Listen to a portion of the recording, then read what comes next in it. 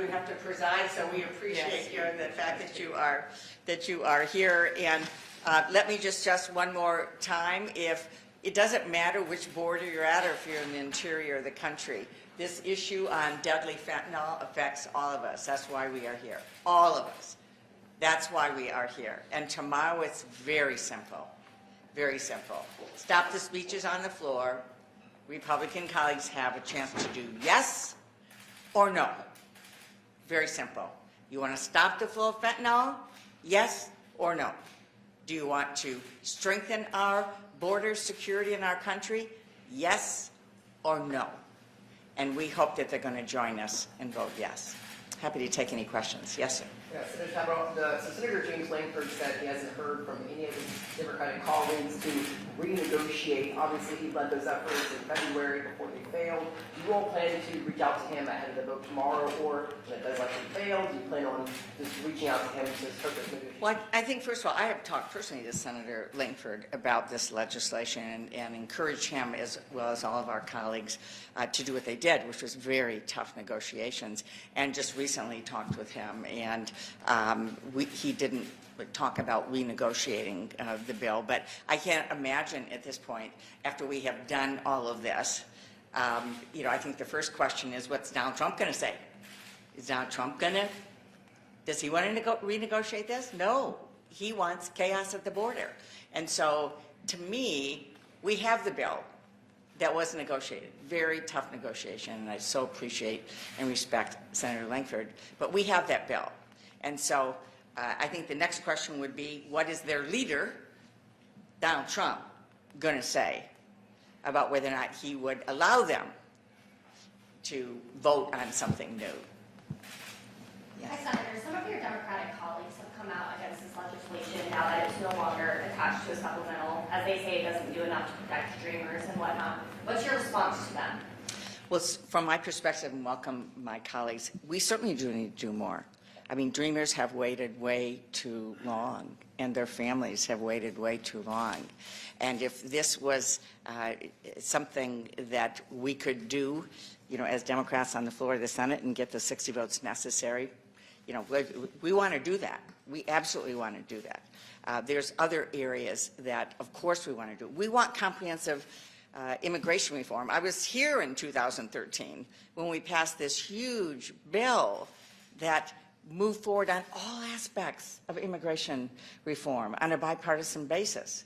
And it's one of the tragedies, I think, that this never became law. So we certainly know, I respect and understand colleagues. I know that President Biden wants to do whatever he can administratively to be able to address these issues as well, because this is only one aspect. Stop the fentanyl, deal with the border security issue, but we certainly have issues with dreamers and families and people who have come here legally, or have come here, want to be here legally, and want to have the opportunity to be a part of America. So, yes.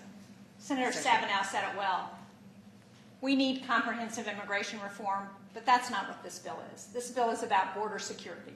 We need border security as well. Yes, absolutely. Yes, yeah. See, there are a couple of appropriators up here. Republicans have been very clear they're going to block this bill tomorrow. Can you talk about the funding for border patrol agents, fentanyl detectors, other things like that? Could you put some of those things into a domestic supplemental, or perhaps the year-end spending package, if and when this fails tomorrow? To what extent can these things be addressed, or these priorities be funded through the appropriations process, supplemental appropriations process? I'll just give you two thoughts. First of all, I'm sorry, you're No, senior go appropriator ahead. here. Senior, Two thoughts.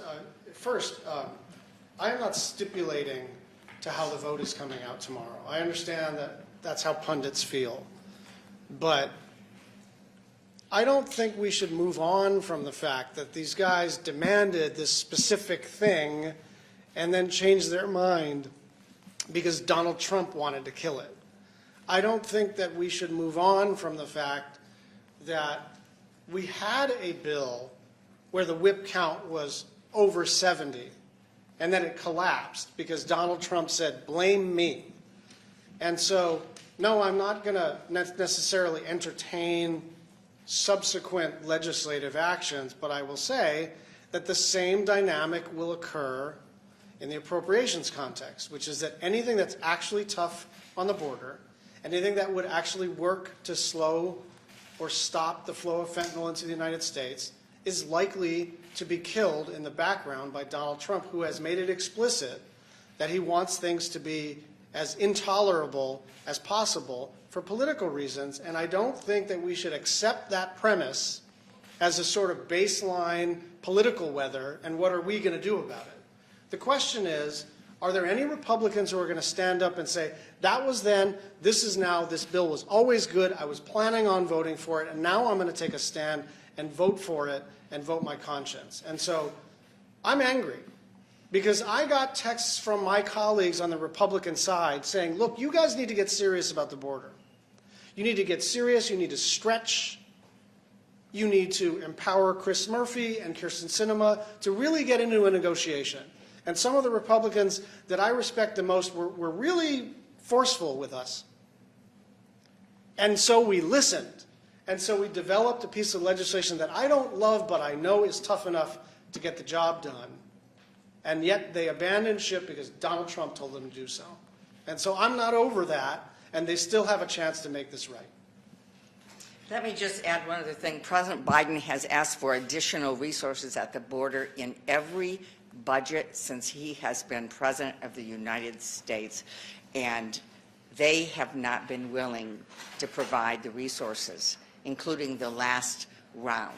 So that is the question, as Senator Schatz said. What are they going to do? Not what are we going to do, not what the president's going to do, but what are they going to do to make good on all the rhetoric about how we have all these problems at the border? What are they going to do? We'll find out one step tomorrow. Final question. Leader Schumer announced also today he wanted to move on a contraception bill, making a federal right to that. Is this part of sort of a larger effort to kind of put Republicans on the spot or clarify their positions ahead of 2024, this bill and that bill? Listen, I'm not going to speak to that here because that's a different issue. We're here to talk about the border security bill. Thank you all right. very much. Thank you very much. Yeah, so.